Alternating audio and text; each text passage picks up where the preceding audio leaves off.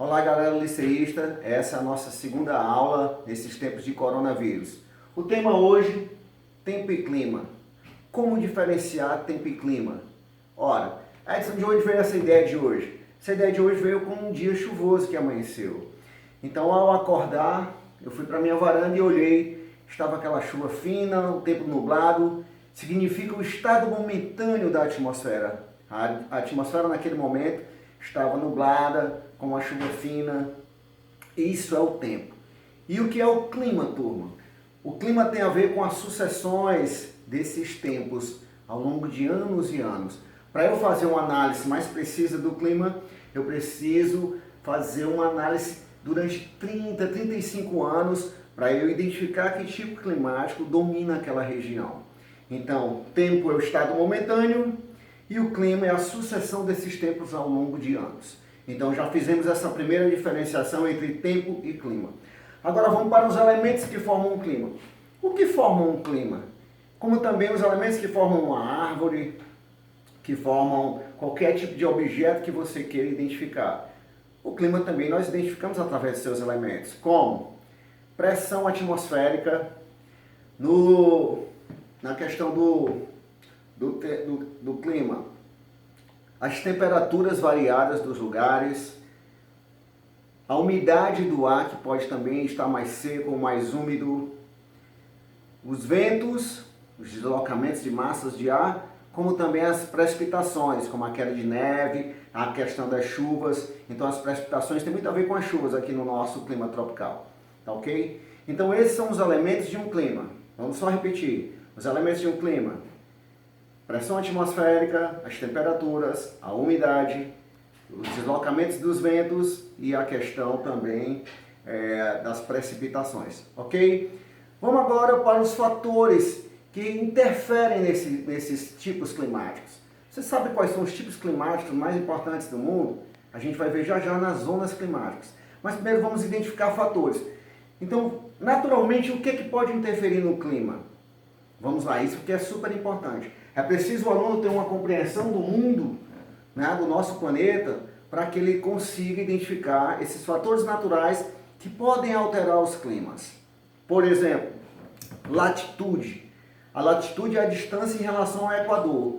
Todas as áreas próximas ao Equador são consideradas mais quentes. Então a latitude, na medida em que eu estou próximo à latitude zero, inversamente proporcional, eu vou ter as temperaturas mais baixas na medida que eu me afasto do Equador.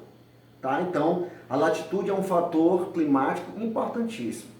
Depois vem a altitude. Se eu tenho uma região extremamente montanhosa, nessa região montanhosa as temperaturas tendem a ser mais baixas. Quanto maior a altitude, menor a temperatura.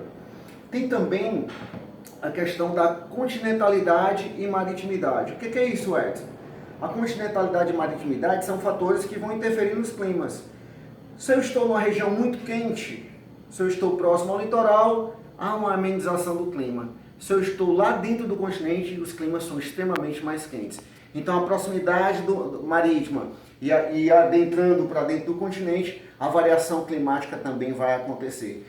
E por último também as vegetações que podem interferir nessa dinâmica climática do ciclo da água. Então os fatores naturais que podem interferir nos climas são latitude, a altitude, a continentalidade, a maritimidade, como também a vegetação. Ok, turma? Um outro ponto importante para você entender facilmente o que significa as zonas climáticas. O mundo ele é dividido em 3 partes a partir da linha do Equador. Próximo à linha do Equador eu tenho as zonas climáticas tropicais ou intertropicais. Entre os trópicos e os círculos polares eu vou ter as zonas temperadas e também, por fim, nos extremos do nosso planeta eu vou ter as zonas polares. Essas 3 zonas climáticas se distribuem sobre elas todos os outros climas. Zonas temperadas, zonas polares e as zonas intertropicais. A variação de clima são inúmeras, vocês sabem. Clima tropical úmido, tropical típico, tropical de altitude, tropical semiárido, temperado, temperado montanhoso, clima polar e subpolar. Então tem uma grande variação de climas que eu aconselho você a pesquisar e estudar cada um deles. Por fim, eu gostaria de falar que existe na atualidade uma grande crise climática. Os fenômenos que vêm acontecendo, enchentes, secas, frio extremo, etc., são fatores graves que estão acontecendo no nosso planeta, estão se configurando como problemas graves que a humanidade vem passando. Então, dá uma olhada nessa questão da crise climática, que isso é um fator importante para o Enem. Estou contigo, estamos juntos, e amanhã mais uma aula para a gente, uma vez liceísta, sempre liceísta. Até mais, turma!